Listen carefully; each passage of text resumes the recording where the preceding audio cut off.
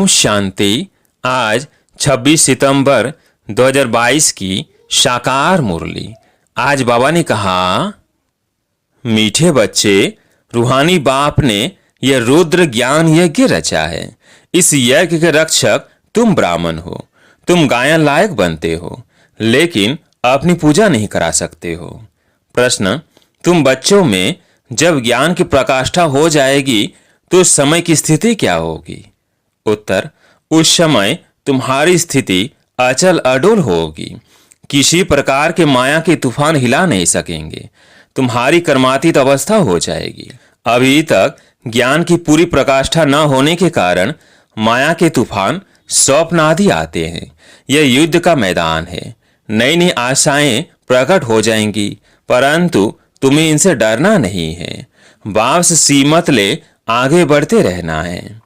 गीत है, तुम्हें पाके हमने जहान पा लिया। ओम शांति। गीत तो बच्चों ने बहुत बार सुने हैं, अब उनके अर्थ में टिकना है। लक्ष्य को पकड़ लिया है कि अभी हम बेहद के बाप से बेहद का वर्षा ले रहे हैं, जिसको आधा कल्प से याद किया है। रावण वर्षा छीनते हैं, दुनिया वाले इस बात को नहीं जानते। तुम बच्चे जानते हो, यह रुद्र ज्ञान यज्ञ है, कोई मनुष्य का नहीं। प्रजापिता ने यह यज्ञ नहीं रचा है, यह रुद्र यज्ञ है। ज्ञान सागर अथवा शिव ने यह यज्ञ रचा है। यज्ञ तो अनेक प्रकार के रचते हैं ना, जैसे दक्ष प्रजापति कहते हैं। अब दक्ष प्रजापति तो है नहीं, ब्रह्मा है प्रजापिता। दक्ष प्रजापति अक्षर नाम कहाँ से आया? बाप बेट समझाते हैं, यह रॉन्ग बनाया हुआ है। शास्त्रों में भी लंबी चौड़ी कथाएं लिख दी है। अब बाप कहते हैं, जो भी सुनते आए हो सब भूलो। मैं जो तुमको सुनाता हूं वो सुनो। प्रजापिता तो एक ही होगा ना। जो भी यज्ञ रचते हैं वो सब है मेटेरियल यज्ञ। यह रूहानी बाप का रूहानी यज्ञ। इसमें भी ब्राह्मण चाहिए। वह ब्राह्मण तो है कुक वंशावली, और तुम हो मुख वंशावली। मुख वंशावली का पुजारी हो ना सके। तुम पूज्य बनते हो, वो है पुजारी। तुम गायन लायक बनते हो, तुम्हारी पूजा अभी नहीं हो सकती। अगर देहधारी की पूजा करते हैं तो यह रॉन्ग है। पवित्र है ही सतयुग में देवताएं। हिंदुओं की रस्म रिवाज है, जिस स्त्री को कहा जाता है पति ही तुम्हारा गुरु ईश्वर सब कुछ है, तो पति के चरण धोकर पीती है। आजकल तो वो रिवाज नहीं है। सिविल मैरिज में यह अक्षर नहीं निकालते हैं कि पति तुम्हारा गुरु ईश्वर आदि है। यह सब है ठगी। इसलिए चित्र भी ऐसा बनाया है कि लक्ष्मी नारायण के पांव दबा रही है। समझते हैं वो अब ये सब करती थी। हिंदू नारी को यह करना चाहिए। हाँ, पार्टनर से यह धंधा कराया जाता है क्या? किस्म किस्म के होते हैं, तो जो रस्म देखते हैं वो चित्र बना देते हैं। अब वहाँ ऐसे थोड़ी हो सकता जो लक्ष्मी बैठ पांव दबाए।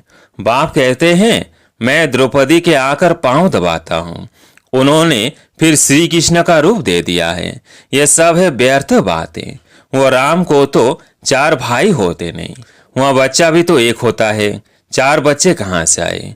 बाप कहते हैं, मैं तुमको इन सब शास्त्रों का सार बताता हूँ। यह बातें तुम बच्चों को समझाई जाती है, तुम समझा सकते हो। बाप कहते हैं, तुम जो ये कसम उठवाते हो वो झूठा उठवाते हो। अब कहते हैं, गीता श्री कृष्ण ने गाई। हाथ में गीता उठाते हैं, फिर कहते ईश्वर को हाजिर नाजिर जान, सच बोलना। श्री कृष्ण भगवान को हाजिर नाजिर जान यह नहीं कहते, ईश्वर के लिए ही कहते हैं। तो श्री कृष्ण गीता का भगवान है, यह भी बुद्धि से निकाल दो। झूठा कसम होने के कारण उनमें ताकत नहीं रही है। एक्यूरेट है, एक धर्मराज सुप्रीम जज वही सच्चा है। सतयुग में तो जज आदि होते नहीं, क्योंकि वहां कोई ऐसी बात नहीं होती। सब हिसाब किताब चुकतू कर वहां चले जाएंगे। फिर नए सिर शतो प्रधान सतो जो तमो में आएंगे। हर एक वस्तु जो तुम देखते हो नई से पुरानी जरूर होती है। दुनिया भी नई से पुरानी होती है। यह पुरानी दुनिया है, परंतु कितने तक पुरानी है ये किसको पता नहीं है। सदैव 4 भागों में बांटा जाता है। यह भी 4 युग है। पहले नया, फिर चौथा पुराना, फिर आधा पुराना, फिर सारा पुराना हो जाता है, बिल्कुल ही टूटने के लायक हो जाता है। इस कल्प की आयु 5000 वर्ष है। अभी तुम हो अंत में, अंतिम जन्म में तुम बाप से वर्षा पाते हो 21 जन्मों के लिए। सतयुग त्रेता में 21 जन्म, द्वापर कलयुग में 63 जन्म क्यों होते हैं? क्योंकि पतित बनने से आयु कम हो जाती है। आधा कल्प आयु बड़ी होती है। अभी तुम योग सीखते हो। तुम बच्चे यहाँ योग व याद सीखने के लिए नहीं आए हो। यहाँ तुम आते हो सम्मुख मुरली सुनने। मुरली तो बहुत प्यारी लगती है। योग तो तुम कहाँ भी बैठकर कर सकते हो।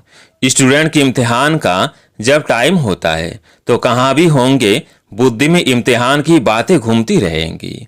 यहाँ तुम्हारी पढ़ाई और योग इकट्ठे हैं। पढ़ाने वाले को भी याद करना पड़े। बाप कहते हैं मामेकम याद करो।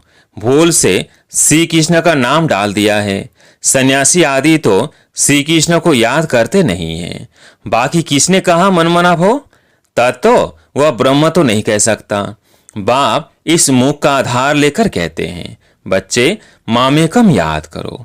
यह सब पॉइंट से बुद्धि में धारण करनी होती है, फिर समझाना होता है। कांग्रेसी लोग कितना आवाज से बोलते थे। उन्हों का लीडर था बापूजी, वो था जिस्मानी बापूजी। यह है फिर रूहानी बाप। सभी का बाप तो गांधी जी हो न सके। शिव बाबा तो सबका बाप है ना। ब्रह्मा भी बाप है जरूर, परंतु इस समय सिर्फ तुम जानते हो। सारी दुनिया तो नहीं मानेंगी क्योंकि समझते नहीं। यहाँ हम बापू निराकार शिव बाबा को कहते हैं। वो सभी का बाप है। बच्चों को कितनी पॉइंट से समझाते हैं, कभी आत्मा पर, कभी परमात्मा पर, कभी शास्त्रों पर। ढेर के ढेर भारत में शास्त्र है और धर्म वालों का तो एक ही शास्त्र होता है। यहाँ तो अनेक शास्त्र है। फॉलोअर्स भी जो कुछ सुनते सत सत करते रहते हैं। एम ऑब्जेक्ट कुछ भी नहीं। जैसे राधा स्वामी पंथ है, अब नाम तो रखा है राधा स्वामी। राधे का स्वामी तो भी कृष्ण है। वास्तव में जिस रूप से भारतवासी श्री कृष्ण को समझते हैं वैसे है नहीं। राधे तो कुमारी है, श्री कृष्ण कुमार है। फिर कृष्ण का स्वामी कैसे कहेंगे?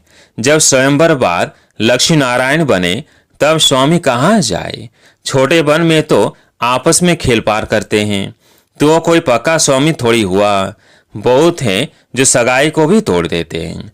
अब लक्ष्मी नारायण तो दिखाते हैं, परंतु नारायण के बाप का नाम क्या है कई बता ना सके। अब श्री कृष्ण के बाप दिखाते हैं।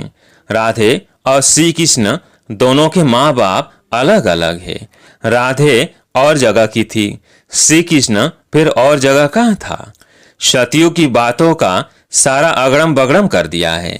लक्ष्मी नारायण के माँ बाप का नाम कहाँ और नारायण का व्रत कहाँ, यह कोई भी नहीं जानते कि राधे कृष्ण ही फिर लक्ष्मी नारायण बनते हैं।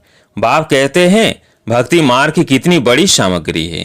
ज्ञान में तो सिर्फ बीज को जानना होता है।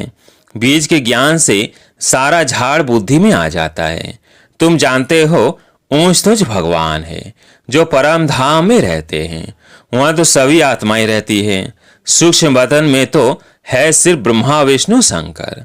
ब्रह्मा और विष्णु तो पुनर्जन्म में आते हैं, बाकी शंकर नहीं आता। जैसे शिव बाबा सूक्ष्म है वैसे शंकर भी सूक्ष्म है, तो उन्होंने फिर शिव शंकर को इकट्ठा कर दिया है, परंतु है तो अलग अलग ना।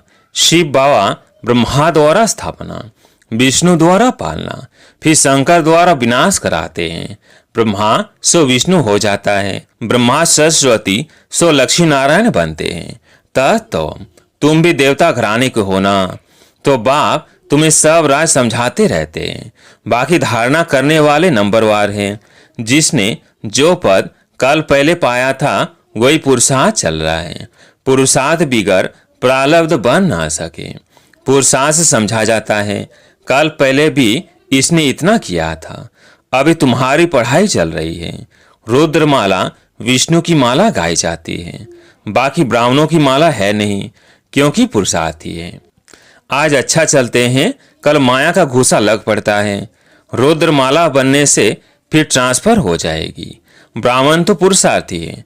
आज अच्छे चलते हैं तो कल गिर पड़ते हैं तो माला बन ना सके। आगे माला बनती थी, फिर 3 से 4 नंबर में आने वाले आज है नहीं। यह युद्ध का मैदान है ना। कुछ भी बात समझ में ना आए तो पूछो, क्योंकि तुमको औरों को भी समझाना है। कच्चे जो हैं वो मूंझ पड़ते हैं। ब्राह्मणों में भी नंबरवार है। कोई कोई तो पूछते भी हैं कि बाबा ने समझाया है माया के तूफान बहुत आएंगे, तो हम उन पर कैसे विजयी बने। अनुभवी टीचर न हो तो कैसे समझा सकेगी।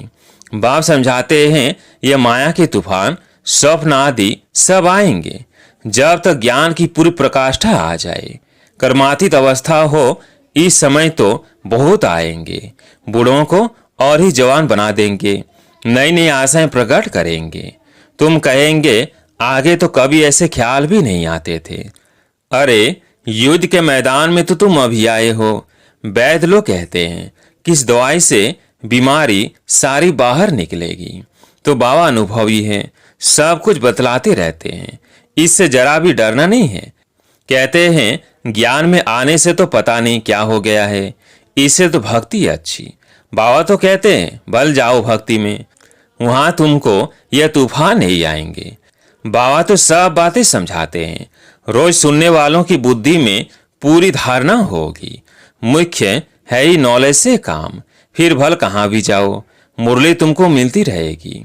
मुरली पढ़ने की मिलिट्री में भी मना नहीं हो सकती। मिलिट्री को ऐसे थोड़ी कहेंगे कि बाइबल व ग्रंथ आदि नहीं पढ़ो, सब पढ़ते हैं, उन्हों के मंदिर भी होते हैं। तो मुरली कहाँ भी मिल सकती है, फिर भी तो लक्ष्य मिला हुआ है ना।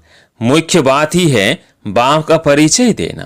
पहले तो नीचे बैठे कि हमको पढ़ाने वाला नॉलेजफुल गॉड फादर है, तब और बातों को समझ सकेंगे। गॉड फादर कैसे आकर पढ़ाते हैं यह किसको पता नहीं है। लिखा हुआ भी है भगवानुवाच, उनका नाम शिव है, परम आत्मा है ना।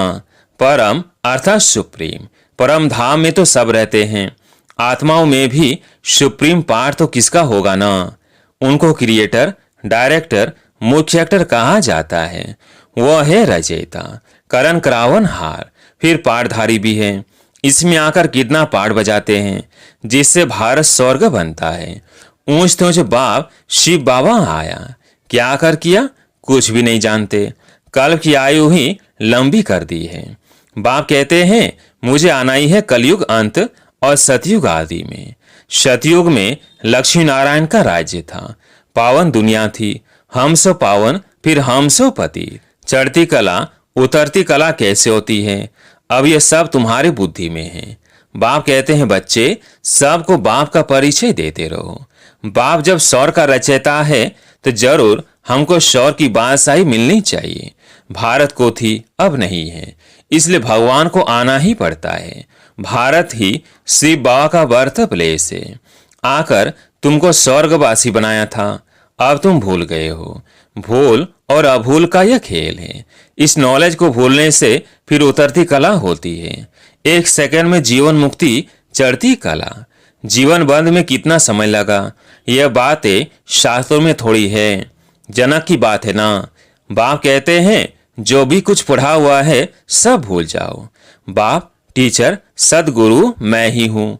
एक ही जन्मों का तुमको वर्षा देता हूँ, फिर भी ओहो मम माया तुम कब्रिस्तानी बना देती हो। शिव बाबा परिस्तानी बनाते हैं। माया बहुत बच्चों को धोखा देती है क्योंकि श्रीमत पर ठीक रीति नहीं चलते हैं। अच्छा, मीठे मीठे सिकिलधे बच्चों प्रति माता पिता बाप दादा का याद प्यार और गुड मॉर्निंग। रूहानी बाप की रूहानी बच्चों को नमस्ते।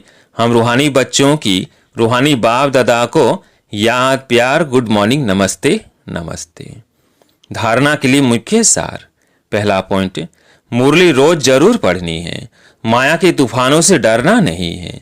किसी प्रकार के धोखे से बचने के लिए सीमत लेते रहना है। दूसरा पॉइंट, पढ़ाई और योग दोनों इकट्ठा है, इसलिए पढ़ाने वाले बाप को याद करना है। निश्चय बुद्धि बनना और बनाना है। बाप का ही परिचय सबको देना है। आज प्यारे मीठे बाबा का वरदान, अकाल तख्त पर बैठकर कर्मेंद्रियों से सदा श्रेष्ठ कर्म कराने वाले कर्मयोगी भव। अकाल तख्त पर बैठकर कर्मेंद्रियों से सदा श्रेष्ठ कर्म कराने वाले कर्मयोगी भव। कर्मयोगी वह है जो अकाल तख्त नशीन अर्थात स्वराज्य अधिकारी और बाप के वैसे के राज्य भाग्य अधिकारी हैं, जो सदा अकाल तख्त पर बैठकर कर्म करते हैं। उनके कर्म श्रेष्ठ होते हैं, क्योंकि सभी कर्मेंद्रियां लॉ और ऑर्डर पर रहती है। अगर कोई तख्त पर ठीक न हो तो लॉ और ऑर्डर चल नहीं सकता। तो तख्त नशीन आत्मा सदा यथार्थ कर्म और यथार्थ कर्म का प्रत्यक्ष फल खाने वाली होती है। उसे खुशी भी मिलती है तो शक्ति भी मिलती है। आज का स्लोगन, ब्रह्मा बाप के प्यारे वो है जिनका ब्राह्मण कल्चर से प्यार है। ब्रह्मा बाप के प्यारे वो है जिनका ब्राह्मण कल्चर से प्यार है। अच्छा, ओम शांति।